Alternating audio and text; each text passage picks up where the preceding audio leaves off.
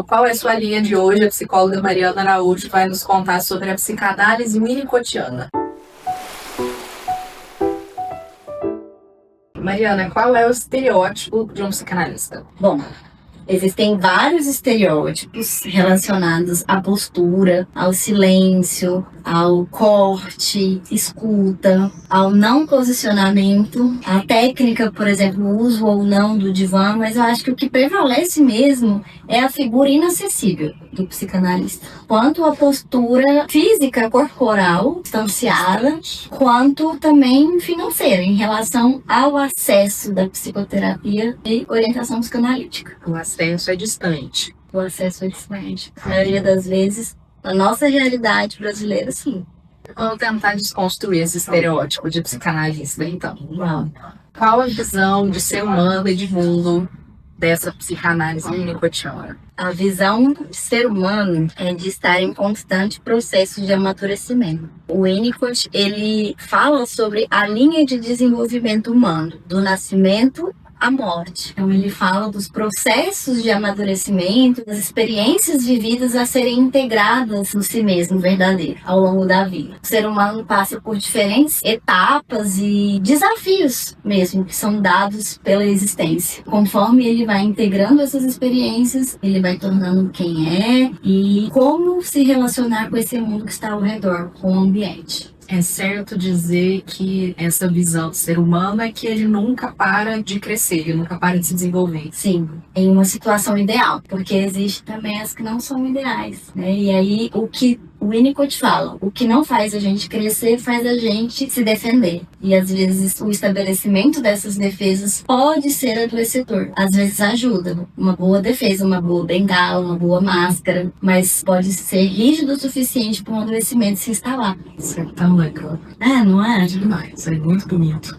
Quais os ingredientes principais dessa abordagem? Eu prefiro não falar de ingredientes, eu prefiro falar de contexto, porque o Winnicott, como a gente estava conversando, ele foi interessado na psicanálise, né? Ele colocou o livrinho debaixo do braço, foi fazer a formação, estudou com Freud, foi supervisionando Melanie Klein, então ele tinha essa predisposição em aprender psicanálise, a psicanálise clássica, mas o contexto em que ele estava, socialmente, historicamente, é o que foi ali um gatilho para ele querer se distanciar da psicanálise tradicional para propor a teoria do amadurecimento emocional. E esse contexto é um contexto de guerra, Segunda Guerra Mundial. Então ele bebeu da fonte da psicanálise e ele foi pro rádio porque ele se interessava em se comunicar com as famílias que estavam vivendo situações adversas. E acho que o contexto da guerra, como um ingrediente importante nessa teoria, é um contexto de desastre, onde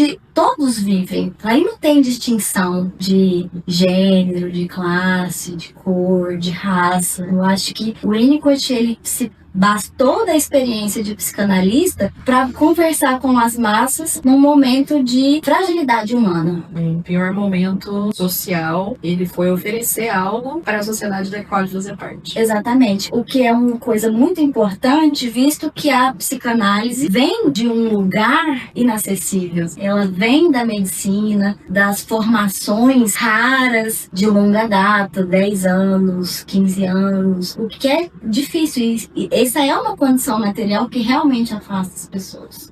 É bonito ver esse movimento, né, de um psicanalista que foi ao encontro das pessoas. Quais conceitos você considera importantes para entender? Eu acho que o principal conceito em Winnicott é o conceito de ambiente, que é o conceito mais amplo da teoria dele e, ao mesmo tempo, é o mais cheio de sutilezas, né? A definição do que o Winnicott considera ambiente em diferentes momentos da vida, inclusive. O outro conceito seria cuidado. O cuidado, em especial, o cuidado suficientemente bom. Eu posso perguntar sobre a mãe suficientemente bom? Pode. O estereótipo do psicanalista winnicottiano é a mãe suficientemente boa. Inclusive, isso é um argumento, né, de críticas e de segregações, assim, que é esse apelo à figura materna que às vezes o Winnicott traz na obra dele. Mas quando você esmiuça a obra do autor, você vê que ele não está necessariamente falando da mulher, do papel de gênero restrito ao feminino. Ele está falando de um ambiente inicial. E o ambiente inicial do bebê ainda é a barriga de um ser humano. E a gente ainda chama isso de mãe. Então, por mais variações que tenha entre o entrar na barriga e o sair da barriga, é homem, é mulher, é instituição de cuidado, então famílias de diferentes estruturações, há que se olhar para esse processo da gestação, do parto, do nascimento, dos cuidados iniciais de um bebê. É um conceito ampliado que não se restringe à figura de uma pessoa, né? No caso da mãe. Isso. É um ambiente de cuidado que recebe essa criança e que é responsável por esses primeiros cuidados. Eu acho que o Winnicott, ele foi muito sensato, porém ousado, ao dizer assim, que ele tinha consciência das mudanças sociais que estavam se instalando naquele momento. E eu acho que ele estava falando de um cenário pós-moderno que ele estava vislumbrando à frente de seu tempo. Mas que ele falou assim, o mundo está mudando, as coisas estão mudando, mas as necessidades das crianças humanas ainda serão as mesmas. É tipo assim, preparem-se. Não podemos perder isso aqui de vista. Isso. O que diferencia essa abordagem das outras? Eu acho que quando a gente entra na faculdade de psicologia, o grande soco no estômago das abordagens, das disputas de territórios e de poder que existem ali atrás das abordagens, é a questão do mundo interno e mundo externo. Eu acho que isso é uma preocupação da psicologia, até enquanto forma de se legitimar enquanto área de saber. Então a psicologia é aquela que vai falar sobre o que existe no psiquismo das pessoas, da subjetividade, dos sonhos, da metapsicologia, ou ela vai falar das relações, das intersubjetividades. Eu acho que o Winnicott, ele inclusive é considerado um dissidente da psicanálise porque ele tenta quebrar essas barreiras. Ele é considerado também um psicanalista relacional. Mas é importante dizer que o Winnicott, de formação, era pediatra. Então ele acompanhava os bebês logo que nasciam e pela infância, acompanhava os cuidadores na vida adulta. Com o ambiente da guerra, ele acompanhou médicos, professores, assistentes sociais, alojamentos. Então, por causa do contexto, o Winnicott se viu ali na obrigação de se relacionar com o máximo de pessoas possíveis. Inclusive, ele foi falar por rádio, que é um grande desafio, tal como esse. A gente fala e a gente não sabe quem vai ouvir. Então, o interessante do Winnicott é que, por ele ter essa experiência de ver a vida nascendo e se formando em seus momentos iniciais, ele teve bons insights em relação ao intrapsíquico, como se estabelece ali um mundo subjetivo numa pessoa e que isso só acontece justamente porque tem outra pessoa sustentando os cuidados. Então ele fala desse encontro de subjetividades. A pessoa que cuida desse bebê, cuida dessa criança, cuida dessa expressão, cuida dessa sala de aula, essa pessoa vem com uma bagagem. Existe outra que vem ao seu encontro. O que é o cuidado desse encontro? Eu acho que isso é o que mais me toca, assim, na abordagem winnicottiana. Como o cuidado nasce desse encontro.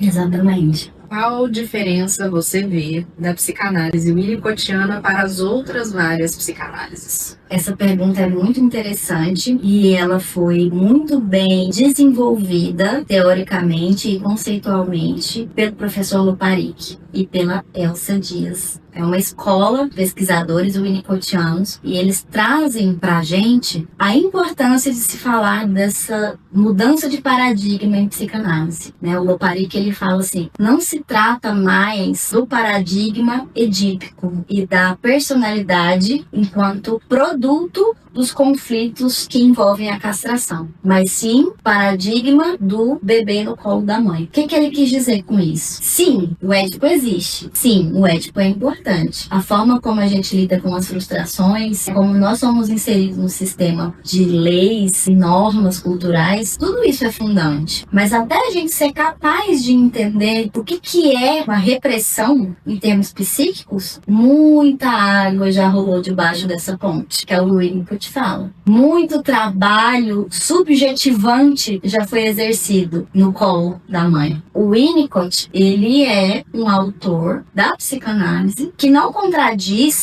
as outras psicanálises, em especial a freudiana. Ele sempre fala, leiam Freud. Freud é importante, mas ele se debruçou nas questões maternas, tipicamente maternas, ou dito de outra forma, quem ampara os cuidados iniciais de um bebê, de um ser humano? Mariana, essa abordagem é indicada para algum público específico? Tem muitas formas de responder essa pergunta. Eu acho que o primeiro delas é que não é possível atender crianças sem conhecer o Winnicott. Eu acho que ele traz materiais muito importantes, teóricos e práticos para lidar com a infância, quando ele fala do brincar, terapêutico, do papel da família no desenvolvimento da criança. Ele é um autor privilegiado, mas ele não é um autor exclusivo da infância. Como ele mesmo falou, ele se interessa pelo processo de desenvolvimento humano, do nascer ao morrer. A teoria dele, do amadurecimento pessoal, oferece bastante respaldo para a gente lidar com alguns casos específicos, como as depressões. O Winnicott tem vários materiais debruçados nas depressões, inclusive como o transtorno original, né?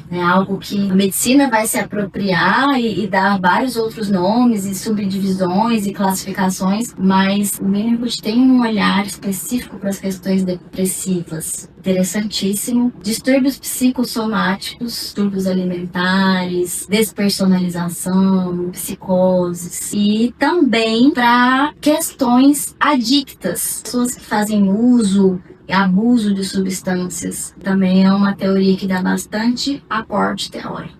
O Winnicott está se destacando muito na psicanálise em comunicação com a psicologia social no Brasil.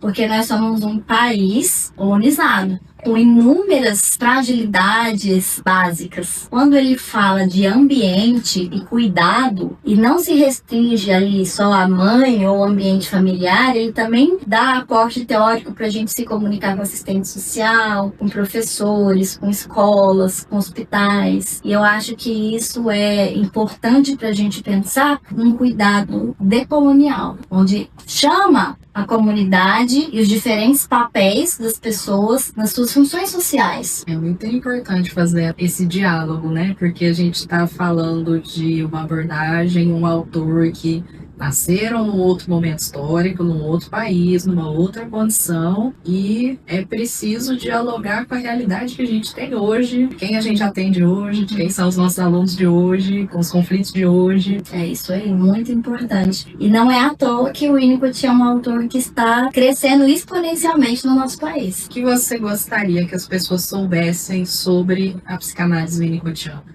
É muito importante não se bastar os conceitos mais comuns. O Winnicott é tão profundo, ele tem uma obra tão vasta. É um autor que fala sobre democracia, sobre professores, sobre educação. Ao mesmo tempo, por ser um autor que sempre dialogou com as massas, corre-se o risco de fazer compreensões muito reducionistas a respeito desse autor. E ele tem uma obra muito rica, que é necessário muito estudo, muita dedicação, muita boa vontade em compreender o autor, sem deixar de estudar a psicanálise. Que é isso, é esse autor que vem com uma ideia em um momento histórico específico, mas ele bebe de outra fonte. Que, como ele mesmo falou, Freud fez o papel duro. Falar que existe sexualidade e existe inconsciente. Não tem como a gente falar de psicanálise sem falar disso, né? Então o Winnicott, ele é um a mais, mas tem muito estudo. Freud e Winnicott é estudo para uma vida toda. Então eu acho que é isso que eu gostaria de dizer, assim. Realmente existem materiais da psicanálise para a gente trabalhar de formas diferentes, formas que nem foram inventadas ainda. Há espaço para criatividade, mas é importante conhecer o tradicional. Isso é a base primeiro para aí ter condição da criatividade desenvolver. É isso. Por curiosidade de professora, o que você indicaria para uma pessoa que quer começar a estudar, quer começar a conhecer a psicanálise do Winnicott? Qual é um bom caminho para essa pessoa começar? Esse livro. Ele se chama A Teoria do Amadurecimento, de D.W. Winnicott. E ele foi escrito pela Elsa Oliveira Dias, o famoso livro vermelho. Esse livro, ele é um primor em didática. A Elsa, ela, grande estudiosa do Winnicott, ela leu o Winnicott pra caramba e ela conseguiu colocar, assim, de forma muito mastigadinha, muito sistematizada. Coisa que o Winnicott não fez, porque o Winnicott gostava de falar. Então, muitas das publicações dele são transcrições de seminários. Esse aqui é o único livro que a gente tem da teoria sistematizada. E ele é muito bom. Ele é didático. Eu aprendi muitas coisas interessantes sobre a psicanálise winnicottiana. Onde que a gente pode te encontrar para conhecer mais do seu trabalho, para saber mais da sua atuação? Bom, eu atualmente estou em vários lugares. Eu estou aqui no meu consultório, onde eu faço atendimentos clínicos e avaliações. Tenho algumas parcerias com arte educadoras, musicoterapeutas. Estou na pós-graduação da UFO. A minha atuação, ela é aberta para crianças, adultos, adolescentes, famílias. O meu foco tem sido os desafios dos processos de escolarização, principalmente pós-pandemia. As escolas estão tentando se reinventar e as crianças exigindo. É uma necessidade. É uma necessidade. Muito obrigada pelo tudo que você trouxe. Acompanhe os próximos. Qual é a sua linha?